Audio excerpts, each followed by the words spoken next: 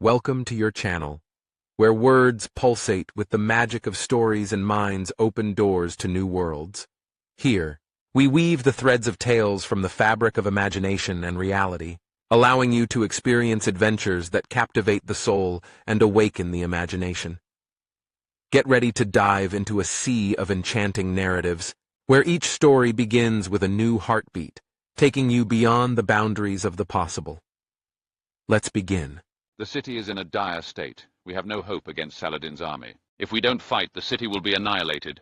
I will lead the defense to the very end. In the late 12th century, the Crusader kingdom of Jerusalem faced its defining moments. The name of Balian of Ibelin, a renowned Crusader noble, emerged as one of the kingdom's pillars during this critical period.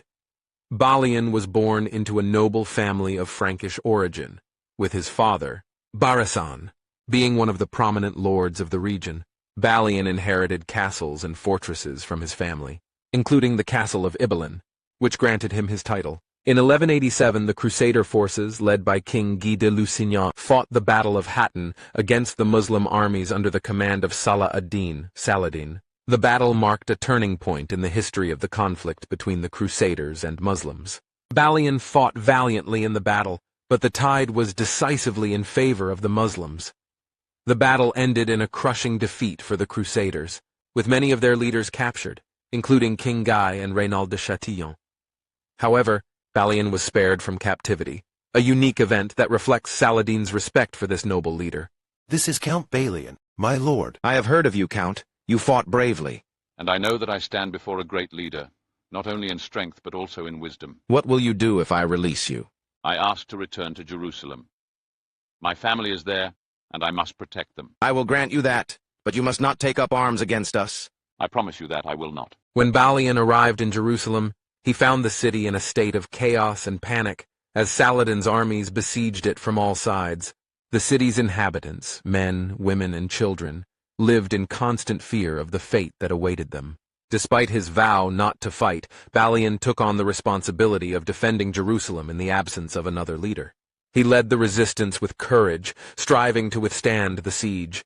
The battle was heavily one-sided, but Balian demonstrated unwavering dedication to protecting the city and its inhabitants. After days of siege, Balian realized that resistance was no longer feasible and that the city would inevitably fall. He decided to negotiate with Saladin to prevent a massacre of the civilians. When the two leaders met, Balian began by saying, I have come to speak with you. I ask for your mercy for the people of Jerusalem. You have held out for a long time, Balian. The city will be surrendered, but I promise you, I will not allow bloodshed.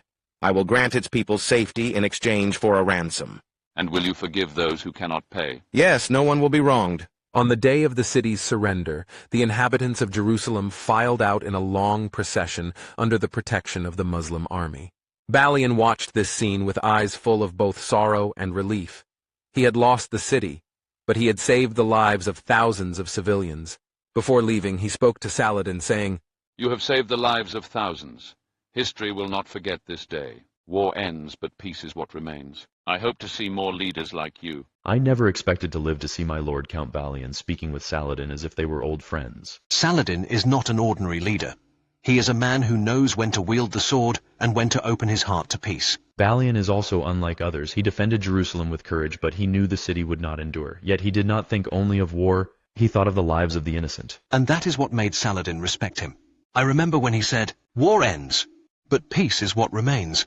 Yes, those words will stay with me. I have seen leaders use war as a means to achieve glory, but Saladin made it a means to end the suffering of the people. And that moment, when Balian stood beside Saladin watching the people of Jerusalem leave, was a testament to the fact that greatness is not in victory by the sword, but in triumph through mercy. And so, our story comes to an end, where reality meets fantasy in a single masterpiece, leaving an indelible mark on our souls.